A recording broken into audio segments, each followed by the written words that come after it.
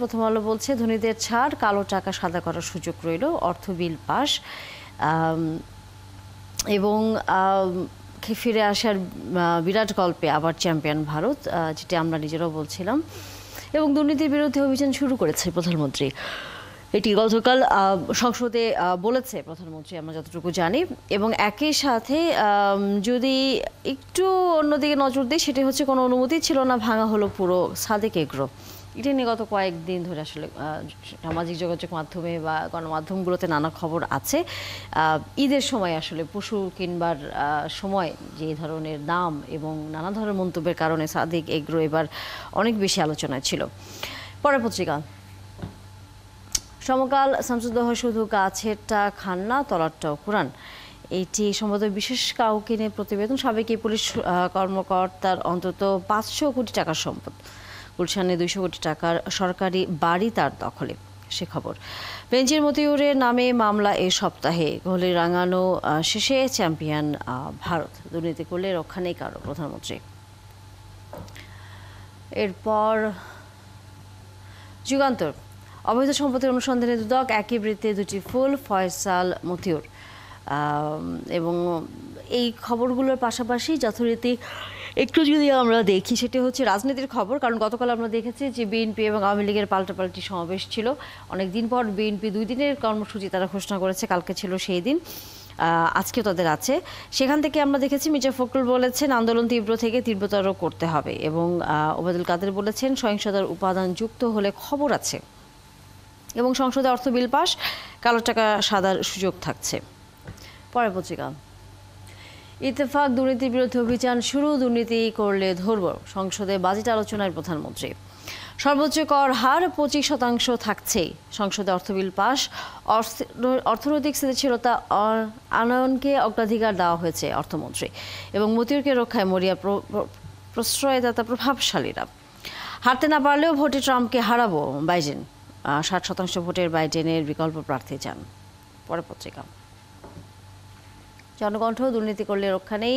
আমরা জানি বাজেট আলোচনায় প্রধানমন্ত্রী গতকাল সংসদে এই কথা বলেছেন। এটি সবচেয়ে বেশি আসলে প্রতিটি গণমাধ্যম বড় করে করেছে। এবং বিরোধী দলের নেতা জিএম কাদের বলেছেন 50% কর দিয়ে অবৈধ অর্থ বৈধ করা যেতে পারে। কৃষি খাতে ভর্তুকি বহাল রেখে অর্থ বিল পাস হয়েছে গতকাল, আমরা বলছি। এবং থাকছে 15%রও কর দিয়ে কালো টাকা সাদা করার সুযোগ। এবং এইচএসসি পরীক্ষা আজকে শুরু, সে খবর আছে। দেশ রূপান্তর বলছে 100 বছর পর জমিদার খোঁজে ঢাবি। নবাব স্যার খাজা সলিমুল্লাহর 600 একর জমি দান নিয়ে বিতর্ক, সত্য উদ্ঘাটনে হচ্ছে কমিটি। এমনিতে শুল্কমুক্ত গাড়ির সুবিধা বাতিল করা গেল না, অর্থ বিলে পাস। আজ বাজেট পাস হবে, 15% কর দিয়ে কালো টাকা সাদা করার সুযোগ থাকছে।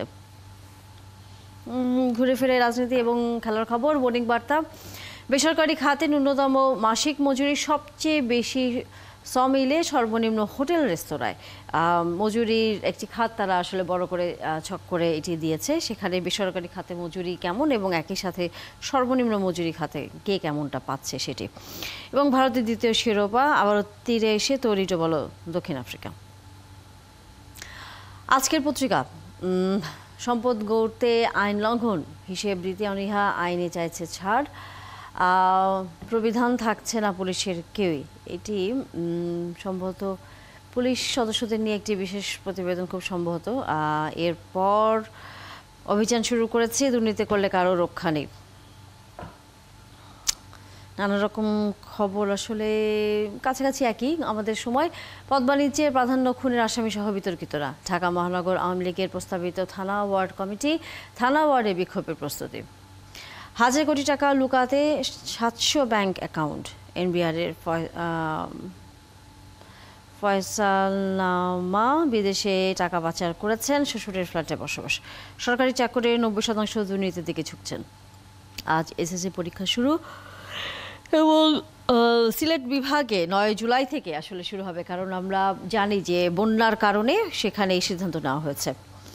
এবং আরেকটি খবর একটু হয়তো দু একদিনের মধ্যে আলোচনা আসবে, সেটা হচ্ছে আদানি গ্রুপের বিদ্যুৎ কেন্দ্র পুরো বন্ধ, বেড়েছে লোডশেডিং। আদানি গ্রুপ থেকে আসলে আমরা যেই ইলেকট্রিসিটি আমরা নিতাম সেটি এখন বন্ধ থাকার কারণে এক ধরনের শহরে পুরোপুরি প্রভাব না পড়লেও গ্রামে তো পড়ছেই, সেটি আরও প্রকট আকার ধারণ করেছে। এই নিয়ে বিকল্প কোনো আরও জায়গা বের করেছে কিনা সরকার, সেটা নিয়ে অবশ্যই আলোচনা করা যেতে পারে। পরের পত্রিকা ডেইলি মেসেঞ্জার বলছে, যেটি একটু আগে বলছিলাম যে Adani stops electricity supply to Bangladesh, এবং একই সাথে budget to be pass today with no major changes. এরপর ফিনান্সিয়াল এক্সপ্রেস বলছে ব্ল্যাক মানি হোল্ডার্স লাভ, লোন ডিফল্টার্স টু গ্যাম্বল। একই সাথে মাননীয় প্রধানমন্ত্রী এন্টিগ্রাফট ড্রাইভ আন্ডারওয়ে, টাফ যে এন্টিগ্রাফট ড্রাইভ আন্ডারওয়ে উনি গতকাল বলেছেন, দুর্নীতির বিরুদ্ধে যে অভিযান। এরপর আছে আমাদের সাথে business post, finance bill pass without major changes. আজকে যেহেতু বাজেট পাস হবে, গতকাল আমরা দেখেছি অর্থ বিল পাস হয়েছে, সেই খবর আছে এখানে সবচেয়ে বেশি। এরপর ডেইলি স্টার ছবিতে বড় করে ভারতের জয়ের ছবি, আমরা জানি যে গতকাল ভারত জিতেছে এই T20 ওয়ার্ল্ড কাপে, সেই ছবি বড় করে আছে।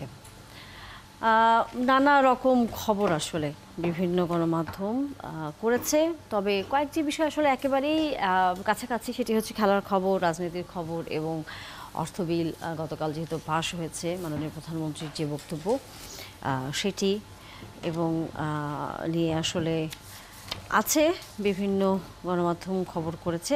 আমরাও একটু আলোচনা করতে চাই আরেকটি বিষয় নিয়ে, সেটি হচ্ছে যে এসএসসি পরীক্ষা যেহেতু আজ থেকে শুরু হচ্ছে, এইচএসসি পরীক্ষা, তো সেই পরীক্ষার সর্বশেষ প্রস্তুতি, সর্বশেষ পূর্ণাঙ্গ সিলেবাসে এবার হতে যাচ্ছে।